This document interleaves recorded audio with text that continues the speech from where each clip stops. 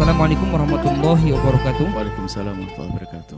Saya Muhammad Yani dari Batam, Buya. Sekarang berada di majelis Buya di pondok pesantren.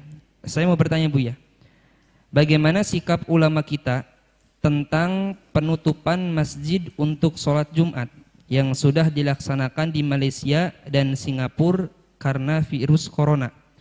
Bahkan demi menjaga masyarakat dari virus corona tersebut, diberitakan bahwa di Kuwait kumandang azannya berubah.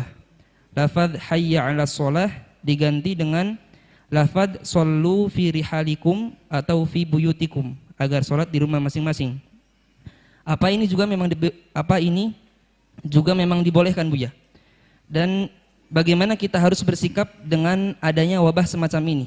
Banyak himbauan yang juga diserukan oleh pemerintah di Indonesia, di antaranya yaitu agar menghentikan kegiatan mengumpulkan massa, meliburkan sementara kegiatan di sekolah, dan himbauan dari Dinas Kesehatan juga agar menghindari salaman untuk mencegah penyebaran virus corona. Bagaimana kita harus bersikap, Buya? Syukron, Buya. Bismillah.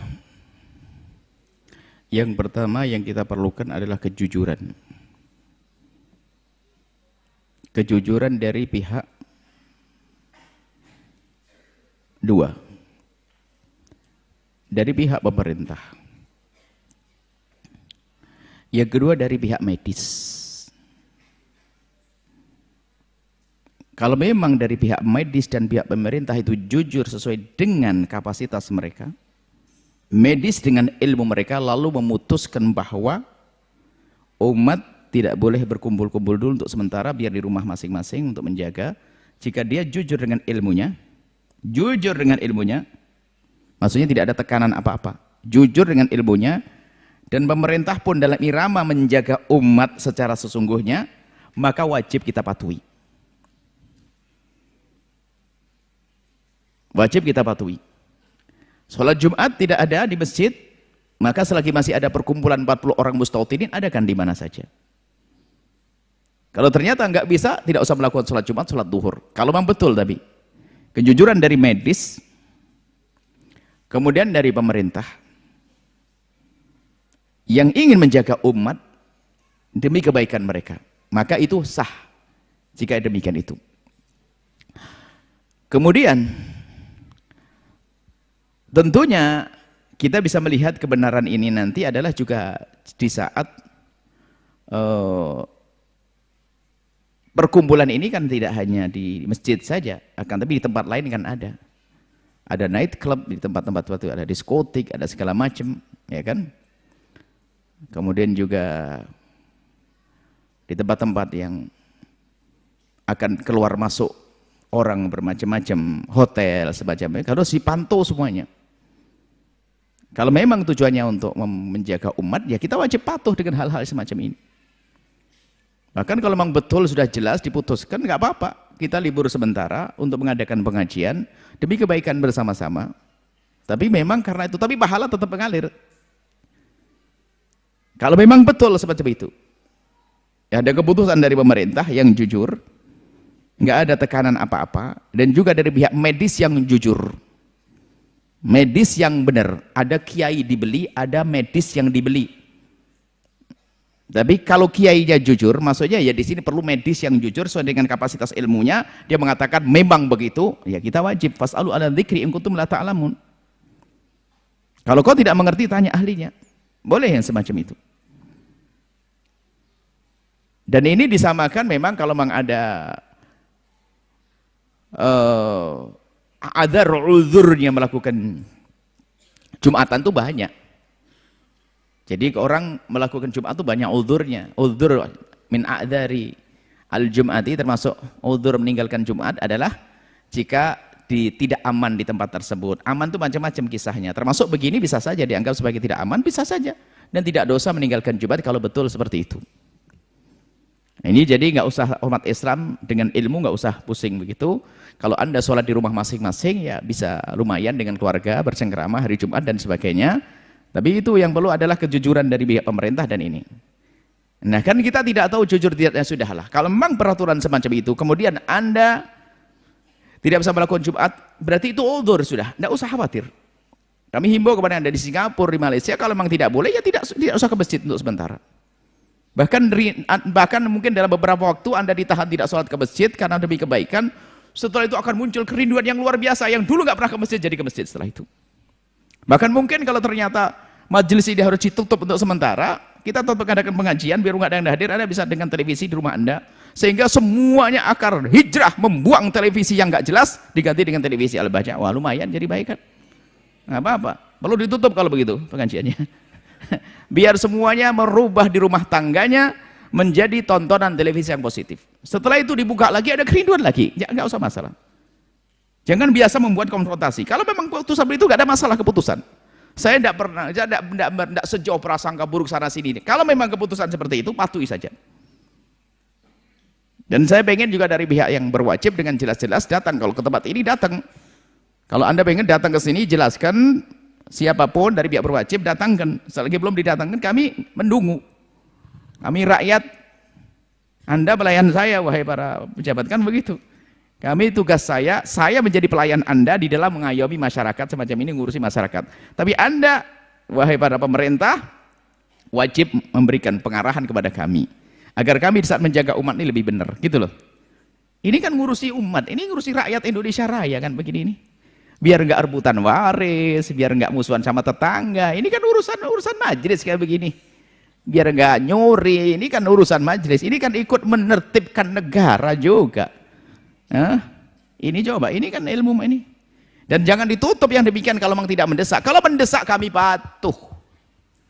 Tapi tolong kirimkan surat kepada kami, jelaskan dengan sejelas-jelasnya, kami akan ikuti semuanya. Paling tadi ya kita tetap, adapun acara tetap berjalan ini. Karena ini ada hubungannya dengan televisi yang disebar ke seluruh Indonesia. Bahkan kalau sudah internet dunia. Baik seperti itu ya. Kemudian apa tadi pertanyaannya banyak banget ya, intinya semacam itu ya. Kita patuh saja dengan pemerintah. Kalau memang nanti ya harus ditunda untuk sementara, kita ikuti saja. Kemudian ada sekolah diliburkan, ya sekolah yang itu keluar masuk kan begitu. Tapi kalau setelah di pondok ya nggak usah, ngapain, tidak ada orang keluar masuk kok. Ya yang kalau pondok dibubarkan ini yang repot nanti.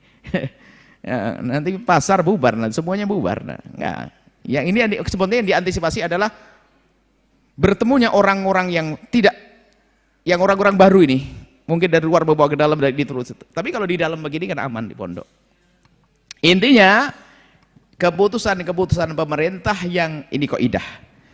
Keputusan pemerintah yang ada hubungannya dengan kemaslahatan umat, maka hendaknya kita patuh dengan catatan tidak bertentangan dengan syariat. Menghentikan Jumat di situ bukan bertentangan dengan syariat, bukan dilarang sholat duhur. Tidak bertentangan dengan syariat, jangan dianggap salah. Karena tidak boleh sholat Jumat di masjid karena berkumpul orang berdesakan takut apa. Tapi boleh nanti dia melakukan sholat duhur di rumah masing-masing. Jadi mohonlah dalam hal begini jangan dijadikan bahan untuk ribut saja. Dalam dunia fikih sangat mudah, sangat luas. Untuk melapangkan hati, ya dukung pemerintah kalau itu demi kebaikan. Dukung pemerintah kalau itu demi kebaikan. Itu saja bisa kami sampaikan ya. Semoga Allah menjaga. Masalah bersalaman, ya kalau memang, kalau masalah bersalaman kami himbau deh untuk menjadi, saya bertanya kepada beberapa dokter, sebenarnya yang dihindari itu apa? Ya tangan kotormu pindah ke tangan kotor orang lain dan sebagainya. Jadi kami lebih, insya Allah habis ini akan disiapkan untuk mencuci tangan di beberapa tempat. Insya Allah habis ini. Jadi biasakan Anda bersih diri deh. Ya, kalau tiba-tiba Anda salaman dengan orang lain, Anda sudah pastikan tangan Anda bersih di saat bersama dengan orang lain. Jangan kebalik, jangan pastikan tangan orang lain bersih tapi Anda jorok, itu nggak benar. Jadi pastikan Anda selalu bersih. Kalau semuanya selalu menjaga begini, salaman bersih, tangan Anda bersih.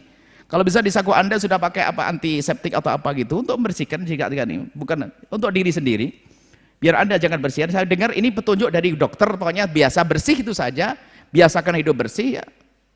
Jangan habis garuk-garuk lalu makan sop pakai tangan lagi, itu kan kacau nanti, dimakan sama temennya, ini kan tidak karu-karuan. Tolonglah umat Islam yang bersih ya. Mungkin untuk pembelajaran juga bagi umat Nabi Muhammad harus bersih deh. Biasakan anak Anda untuk biasa cuci tangan, itu saja. Cuci tangan yang bersih, setelah itu bersalaman biasa saja. Biasa saja. Dan dihindari mungkin ya itu hindari seperti salaman biasa. Kalau ternyata memang petunjuk dari penyakit tidak akan menular. Jadi yang ngasih penyakit adalah Allah. Kalau menular berarti kan semua harus penyakitan semuanya. Kan? Ada ceritanya ada orang berkata, oh Nabi Muhammad itu salah kok. Bagaimana penyakit tidak menular? Ini ada ceritanya onta itu korengan. Satu onta korengan. Lalu didatangkan onta lagi didudukkan. Akhirnya yang lain pada korengan. Kudisen semuanya ontanya.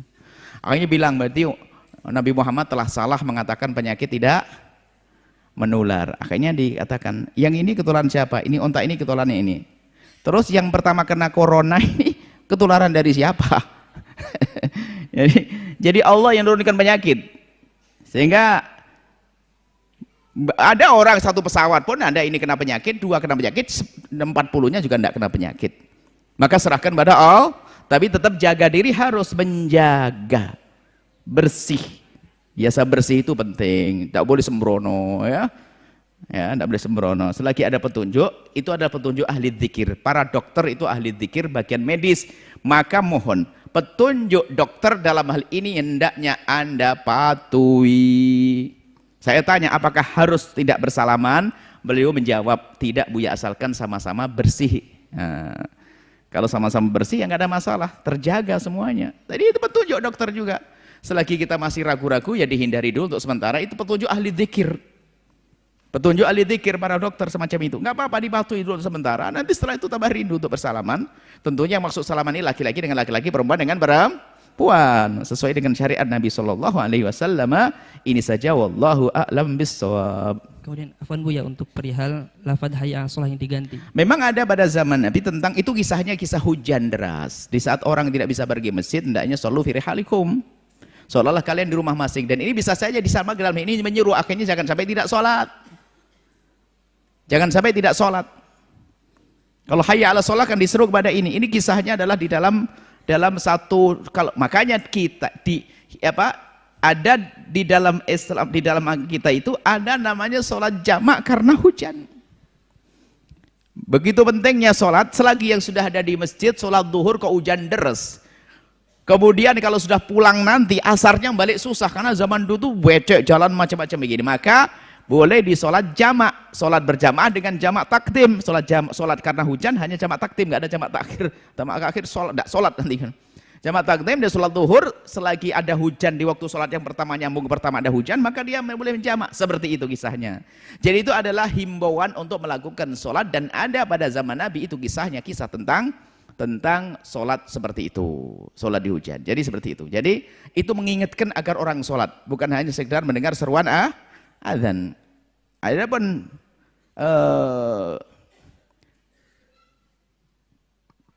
ada hal lain lagi ya mungkin ya, masalah-masalah semacam ini. Kami menghendaki bahwasanya dari pihak pemerintah juga itu agar memberikan penyuluhan kesehatan secara merata lah.